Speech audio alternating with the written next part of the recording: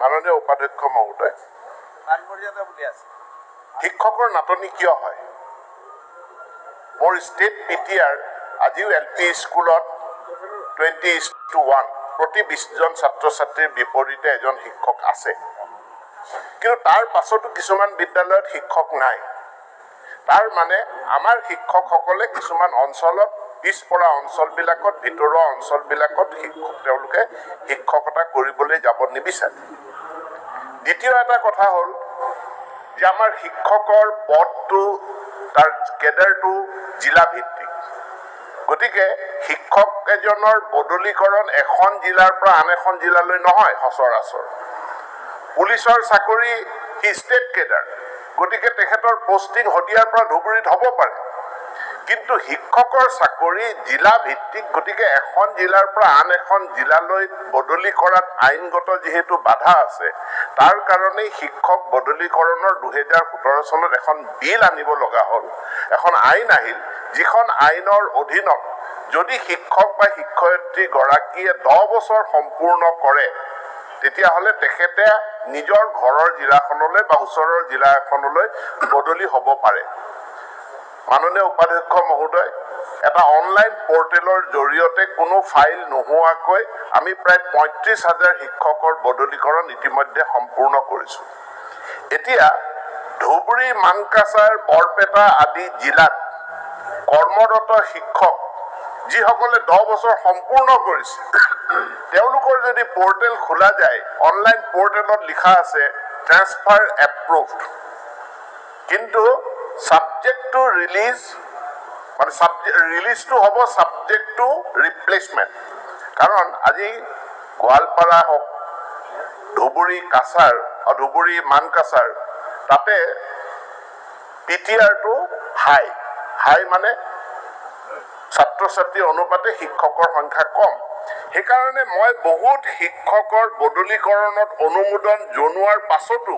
তেওঁলোকৰ ৰিলিজ অৰ্ডাৰটো দিয়া নাই কেতিয়া তেওঁলোকৰ ৰিপ্লেচমেণ্ট পাব অৰ্থাৎ নতুন শিক্ষক আহিব তেতিয়া হলেহে তেওঁলোকে ৰিলিজ অৰ্ডাৰ লৈ তাৰ পৰা যাব পাৰিব এতেকে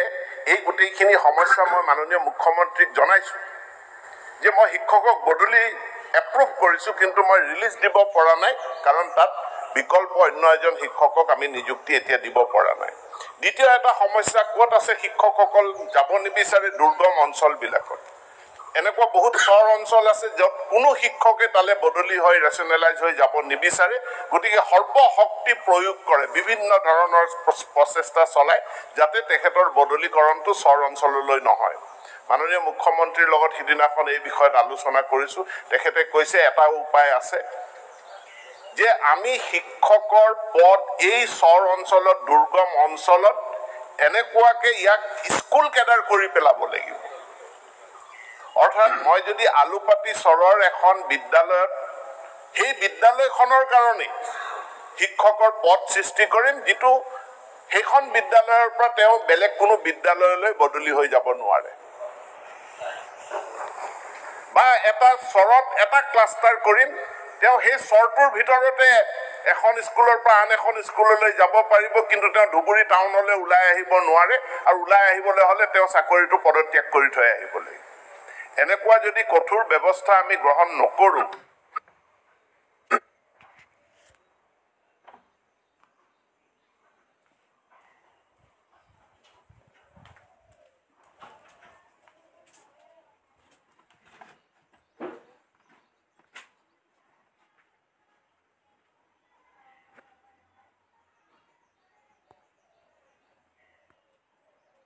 তেনেহলে অসমৰ ভিতৰুৱা অঞ্চলবিলাকত আমি শিক্ষক শিক্ষয়িত্ৰী দিয়া কামটো এটা দুৰূহ কাম আমাৰ হৈ পৰিব মাজতে আমি পৰিকল্পনা কৰিছিলো যে আমি অসমৰ বিদ্যালয়সমূহক দুৰ্গম অঞ্চল সুগম অঞ্চল বুলি ভাগ কৰিম আৰু প্ৰত্যেকই বাধ্যতামূলকভাৱে দুৰ্গম অঞ্চলত 5 বছৰ বা 10 বছৰ তেওঁলোকে চাকৰি কৰিবই লাগিব কিন্তু তাতো যেহেতু এই অৱকাশটো থাকিব যে তেখেতে ট্ৰান্সফাৰ হৈ ওলাই আহিব পাৰে সেই পৰিপ্ৰেক্ষিততে মুখ্যমন্ত্ৰী ডাঙৰীয়াই মোক উপদেশ দিছে যে আপুনি একোটা দুৰ্গম অঞ্চলৰ ক্লাষ্টাৰ ভিত্তিক কেডাৰ সৃষ্টি কৰক আৰু সেই ক্লাষ্টাৰতে শিক্ষকজন পোষ্টিং হ'ব আৰু তাৰ পৰা তেওঁৰ বদলি নহয়। দ্বিতীয় এটা পৰামৰ্শ, মই যিহেতু এই কথাখিনি চৰ্চা হৈ আছে আমাৰ মাজত, মই আপোনালোকৰো কিবা পৰামৰ্শ থাকিলে জনাব। ইয়াতে আজি শিৱসাগৰৰ শিক্ষক গৈ ধুবুৰীত চাকৰি কৰি আছে, যোৰহাটৰ শিক্ষক গৈ মানকাছাৰত চাকৰি কৰি আছে। মানকাছাৰতে কিয় শিক্ষক নোলায়, ধুবুৰীতে কিয় শিক্ষক নোলায় কৰিম। তাতে সেই অঞ্চলৰ যদি এই বেকৱাৰ্ড এৰিয়া চৰ অঞ্চলৰ কাৰণে ক্লাষ্টাৰ ভিত্তিক যি নতুন শিক্ষকৰ কেডাৰ আমি সৃষ্টি কৰিম, তাতে সেই অঞ্চলৰ যদি কোনো আবেদনকাৰী প্ৰাৰ্থী থাকে, সেই প্ৰাৰ্থীক 5 নম্বৰ বা 10 নম্বৰ এক্সট্ৰা নম্বৰ দিয়াৰ কাৰণেও ব্যৱস্থা কৰিম, যাতে সেই অঞ্চলৰ ল'ৰাই চাকৰি পায়, এই